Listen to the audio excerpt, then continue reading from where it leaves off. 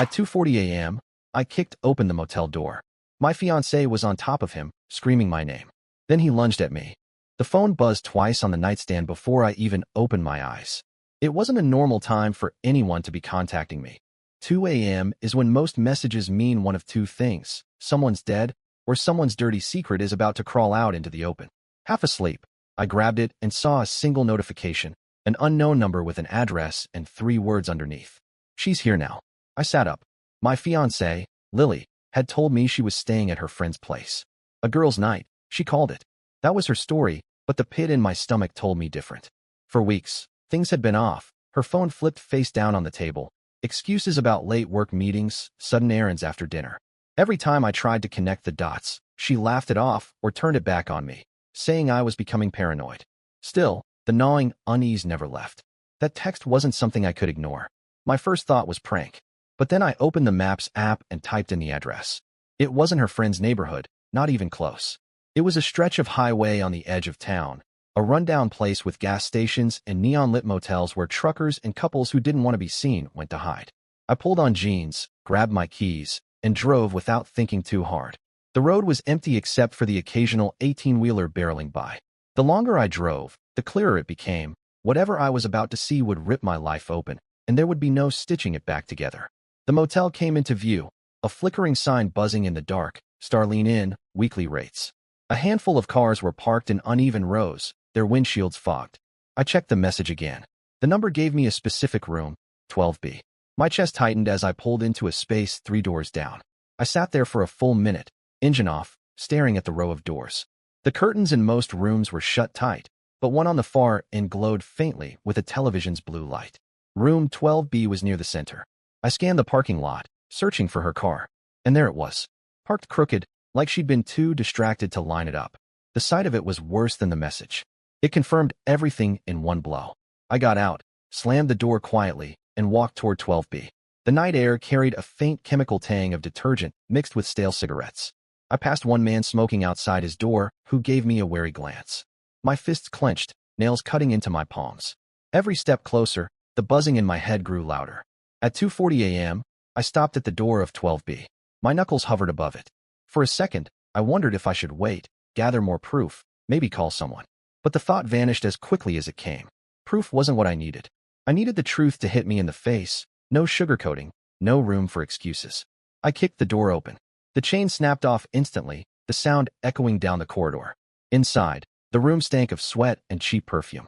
Lily was there, exactly where I'd feared she would be, on top of a man I'd never seen before. Her hair stuck to her face, her voice shrill as she screamed my name, not out of love, but out of sheer panic. Time slowed for a second. My vision tunneled on the scene. The guy underneath her didn't freeze the way she did. He lunged at me like a cornered animal, half-dressed, wild-eyed. The impact knocked me back a step, and we crashed into the dresser, sending a lamp crashing to the floor. He swung first. A wild punch that grazed my jaw. I retaliated with a shove that sent him stumbling into the bed frame. Lily scrambled off, clutching the sheet to her chest, babbling words I couldn't process. The man charged again, fists flying, but this time I ducked and drove him into the wall. The drywall cracked with a hollow thud. The fight was messy, clumsy, but full of rage. He clawed at my face. I slammed him onto the carpet. He tried to choke me. I smashed his arm against the edge of the nightstand until he howled. Somewhere in the chaos, Lily screamed at both of us to stop, her voice hoarse and terrified. Then, distant at first, I heard sirens. Somebody in the motel must have called it in. I staggered to my feet, breathing hard, knuckles throbbing, shirt ripped. The guy was curled on the floor, wheezing but glaring at me like he'd kill me if he could stand. Lily tried to crawl toward me, pleading with her eyes, saying I'd misunderstood, that it wasn't what it looked like. The words were useless, and we both knew it. The flashing lights grew closer, red and blue seeping through the thin curtains. I wasn't about to stand there and be handcuffed next to her lover. I backed toward the door, every muscle burning with adrenaline. On my way out, I spotted the motel desk clerk peeking out from his office. He looked me up and down, then glanced toward the chaos inside the room. Before I left, I muttered a single sentence and slid a folded bill into his hand. He nodded. A silent transaction, one that would matter later when the story needed to be told. I slipped into my car just as the patrol cars pulled in, their sirens cutting off. My heart hammered as I turned the ignition and pulled out, headlights slicing the night. Behind me, officers rushed toward the rooms. I drove until the motel disappeared in the rearview mirror, until the adrenaline began to fade and the weight of what I'd seen settled in. At home, I locked the door and sat in the dark, trying to catch my breath. My phone lit up over and over, her name filling the screen. Dozens of missed calls, text after text. She begged me to answer, swore it was a mistake, pleaded for me to meet her somewhere private to talk. I turned the screen face down on the table. The silence in my apartment was deafening. I didn't sleep. Instead, I thought about that anonymous message, the timing, the precision of the address. Whoever sent it wanted me to see. And if they knew enough to track her down to that room, they knew more. This wasn't just infidelity, it was a trail. One I was about to follow, no matter how ugly it got. By dawn, I wasn't the same man who'd left the apartment hours earlier. The foundation of my life had collapsed in a motel room, and beneath the rubble was something colder. Rage, yes, but also a sharp clarity. She hadn't just betrayed me, she'd underestimated me. And now I was going to unravel every secret she thought she could hide. The clock read 7:15 when I finally stood up, grabbed a notepad, and began writing down every detail I could remember. The car in the lot, the room number, the clerk's expression, the man's build, the way Lily's phone had buzzed on the nightstand before I left. A case file, piece by piece, taking shape. The night wasn't the end. It was only the opening move. Morning light didn't bring calm. It brought clarity that felt heavier than rage. The apartment smelled faintly of cold coffee, and my notepad with scrawled notes sat on the table like a dossier. Every detail of that night replayed. Lily's voice breaking when she saw me, the stranger's fists, the police sirens painting the curtains red and blue. None of it would fade. It etched deeper with each passing hour. The first step wasn't confrontation. I already had enough of that in the motel. What I needed now was understanding. Who was the man? How long had this gone on? Why had I received that anonymous message at exactly 2 a.m., the kind of timing no coincidence could explain? I opened Lily's laptop. She wasn't careful with passwords. Months together had made her comfortable enough to believe she never needed to hide them. That arrogance was my advantage. I scanned through browser history, emails, receipts. There it was, a pattern I had overlooked before. Late-night Uber trips, charges at restaurants across town on the nights she swore she was home with her friend. Small gaps that lined up too neatly with her excuses. The man had a name. His card appeared on one of the receipts, Carter. A high-end bar receipt listed his name alongside hers. At first glance it could have been coincidence, two patrons paying separately. But the timestamps matched, and the clerk's scribble on the paper marked them as a pair. I searched his name through her social media. He appeared in the background of photos from her office holiday party. A man in his early 30s, sharp suit, confident smirk. Too polished for a random fling. It meant this wasn't accidental. It was calculated.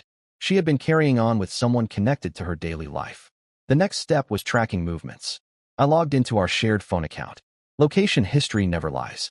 Every Thursday for the past 2 months, her phone pinged in the same section of town, always near that motel stretch or one of 2 restaurants. She wasn't clever about covering her tracks, probably assuming I trusted her too much to notice. By mid-afternoon, I had mapped a timeline of their meetings. 2 months of Thursday nights, at least 3 overnights at the motel, and several weekday lunches where she had claimed to be slammed with work. It wasn't a slip. It was a routine. Anger surged, but anger was useless unless it was sharpened. Instead of smashing her phone or storming into her office, I planned. She had thought secrecy was her shield, but I was already 2 steps ahead. The anonymous message still bothered me. Someone had wanted me to see the truth. It meant Lily and Carter weren't as discreet as they believed.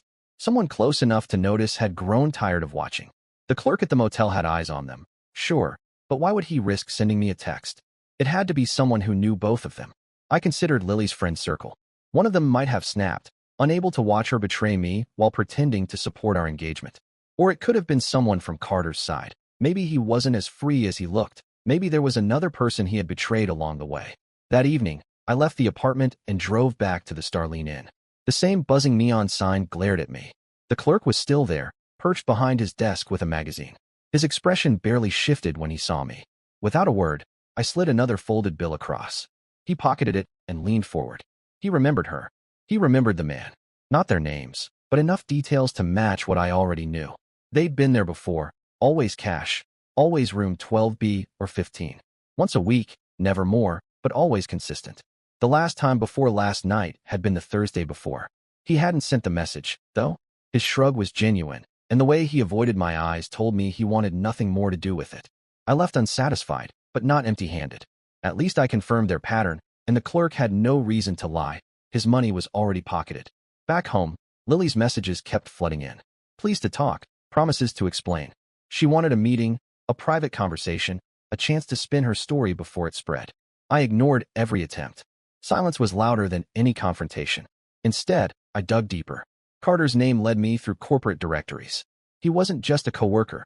He was her direct superior. A manager with authority over her projects. It explained her late nights, her sudden promotions, her reluctance to discuss office politics. She had built her career on proximity to him, all while using me as her steady fallback. The hypocrisy tasted bitter, but it also revealed leverage.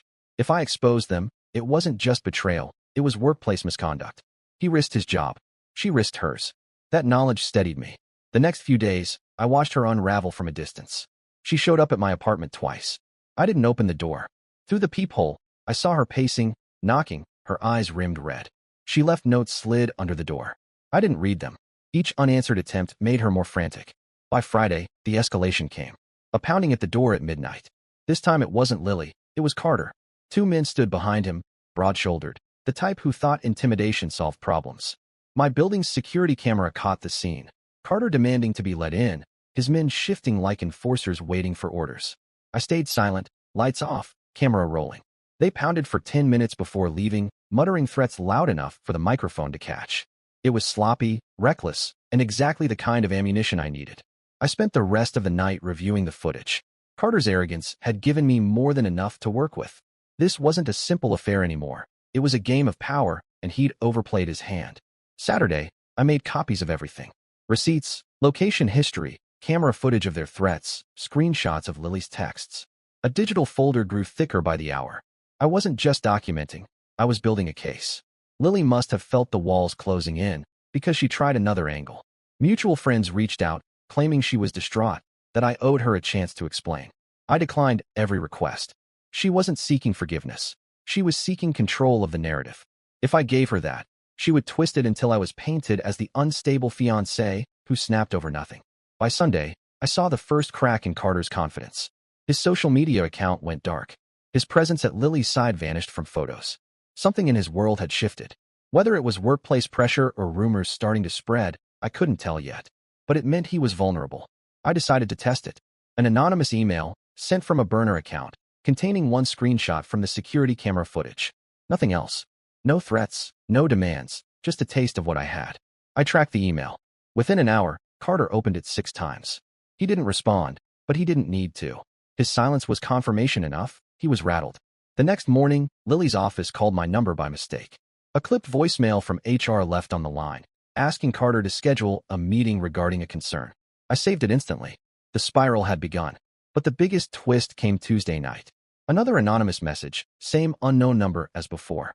This time it wasn't an address. It was a warning. Be careful. He's desperate now. The chill ran deeper than the first text.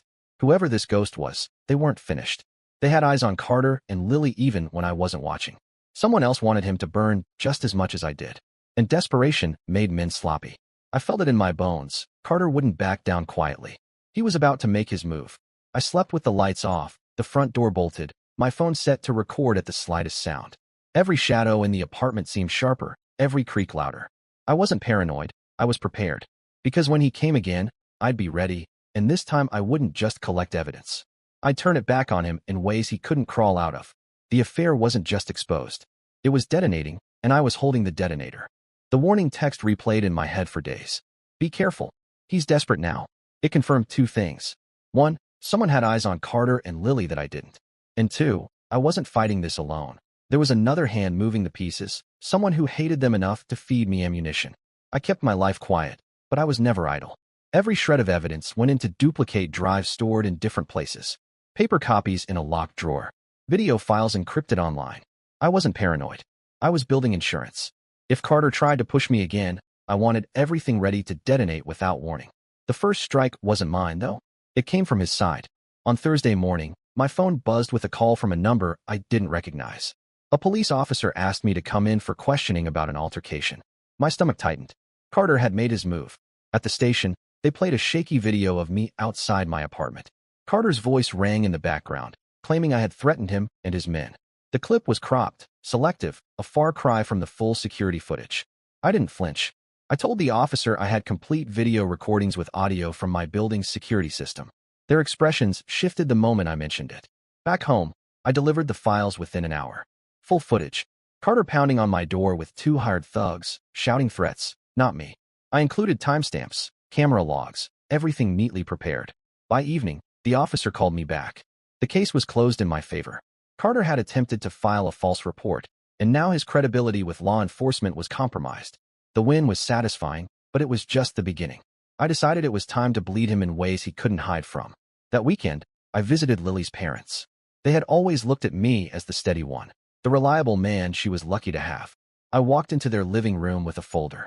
No drama, no accusations, just evidence laid out piece by piece. Receipts, location logs, security footage stills. Their faces shifted from confusion to horror as the puzzle came together. Her father clenched his jaw. Her mother covered her mouth, speechless. They didn't argue. They didn't defend her. They only asked me one thing. What did I plan to do? My answer was simple. I wasn't seeking reconciliation. I wanted distance, but I also wanted them to know who their daughter truly was. They promised they would deal with her. The next day, Lily's frantic messages changed tone. No longer pleading, they turned to fury. Her family had cut her off. She blamed me, accused me of betrayal, tried to twist the story so that she was the victim. I ignored her words. They weren't aimed at me. They were desperate attempts to convince herself. But humiliation worked best in layers. Carter was next. I drafted an anonymous package and sent it to his company's HR department. Inside, evidence of his relationship with Lily, timestamps proving they met during work hours, and notes connecting promotions she received to his direct involvement.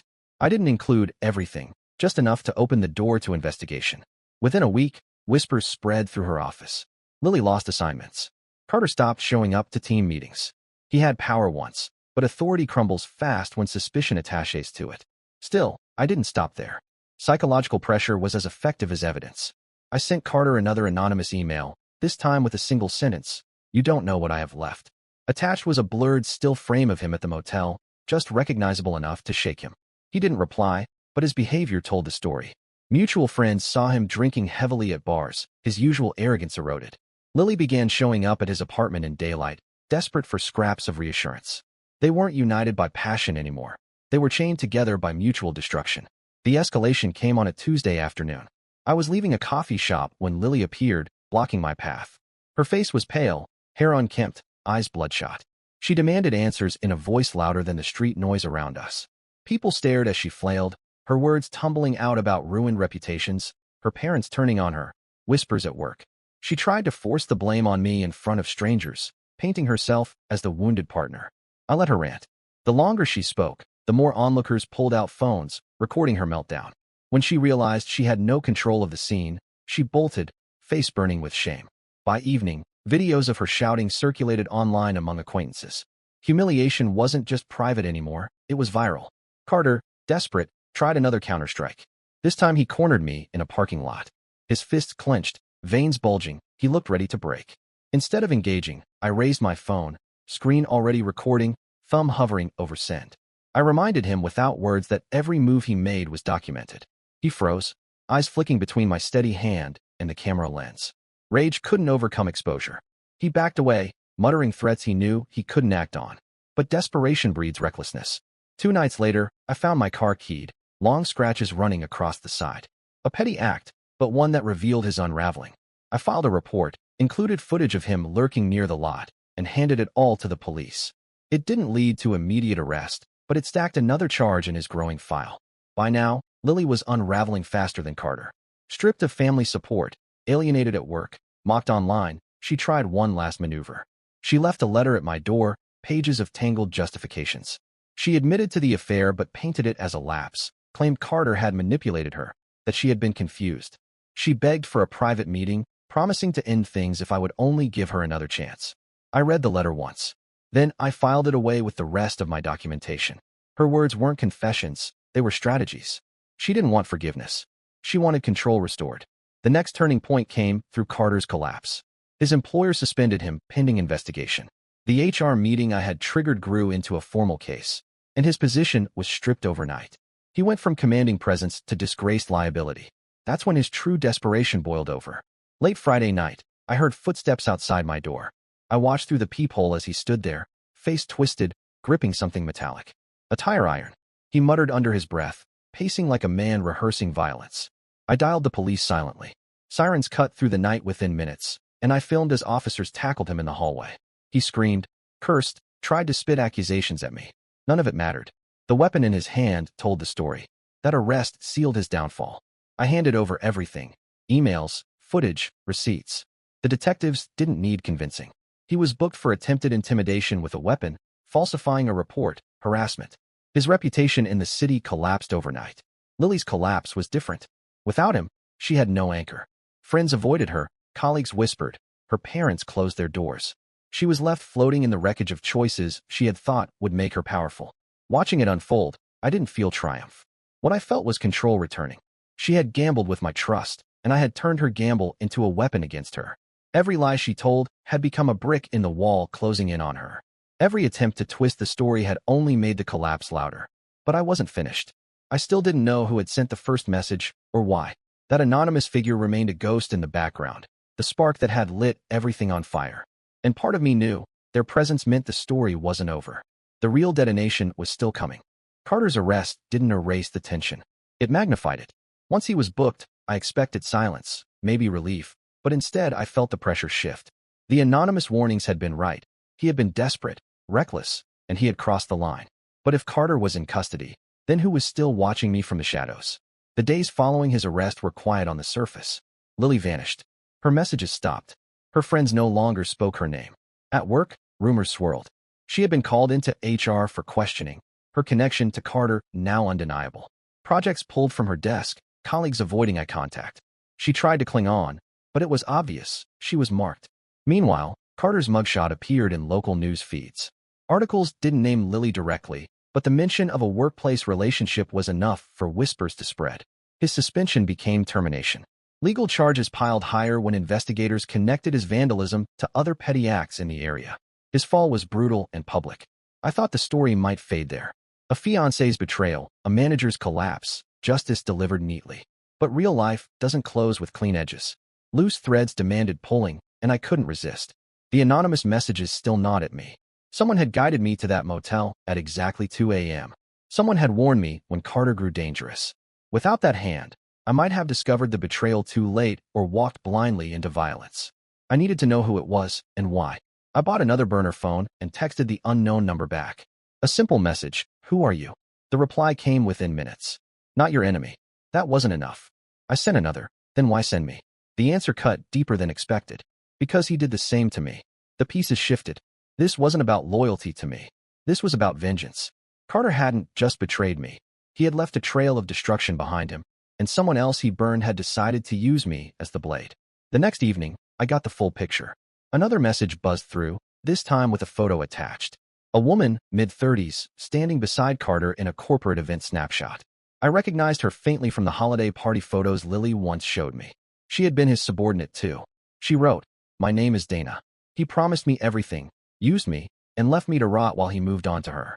When I saw he was playing the same game with your fiancé, I made sure you knew. I wanted him exposed. I wanted her exposed too." Her confession hit with brutal clarity. Carter hadn't been selective. He had been greedy, climbing his career and feeding his ego on women who trusted him. Dana had been the casualty before Lily. Now she had turned her pain into fuel, ensuring I became the executioner. I didn't respond immediately. Part of me wanted to cut all ties, to avoid being used again. But the other part respected her honesty. She hadn't lied. She hadn't pretended it was altruism. She wanted revenge, and she had found me at the right time. With Carter jailed and Dana's motives revealed, I thought Lily might finally collapse quietly.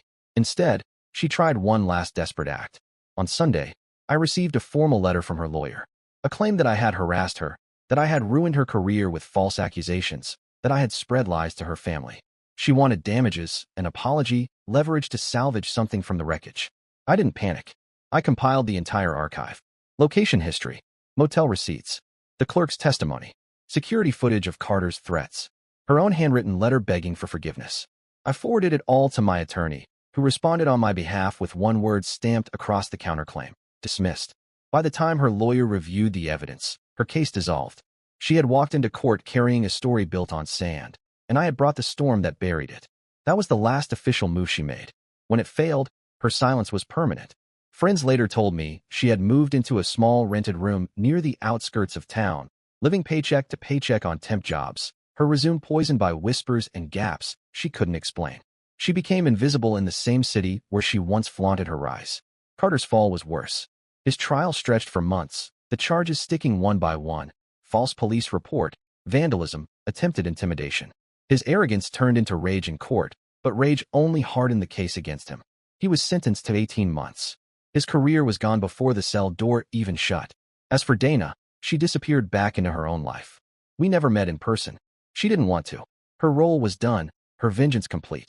Occasionally, I'd see her name pop up in company memos online, attached to another firm she had joined. She had moved forward. Perhaps lighter, perhaps not. But she had gotten what she wanted: Carter's destruction. And me?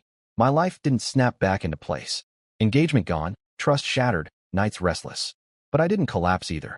I rebuilt in small steps. Sold the apartment, moved across town, started running in the mornings just to clear the weight from my chest. I wasn't chasing new love. I was chasing silence, the kind that didn't hide lies in the corners. Looking back, the motel door at 2:40 a.m. wasn't just the moment I caught a fiancé's betrayal. It was the moment the entire facade cracked open, exposing not just Lily's lies but the web Carter had woven, the trail Dana had suffered, the arrogance of people who believed secrets could be hidden forever. Consequences didn't land all at once. They rippled outward. Lily lost her family, her career, her reputation. Carter lost his freedom, his power, his image. Dana reclaimed her agency by pulling the strings in the shadows. And I walked away carrying scars, yes, but also clarity. I learned that betrayal doesn't bury itself. It festers until someone drags it into daylight. Sometimes that person is the victim. Sometimes it's another victim, watching from the sidelines, waiting for their chance to strike. The night at the motel had started as a moment of rage, fists against fists, shouts in a room that stank of sweat and lies. But it ended months later with silence. Her silence, his silence, the kind that only comes when the truth has destroyed every place left to hide. And that's the story. If you're still here, that means you're one of us. So go ahead, hit that subscribe button. I drop new chaos every single day, and trust me, tomorrow's story, it's even worse than this one.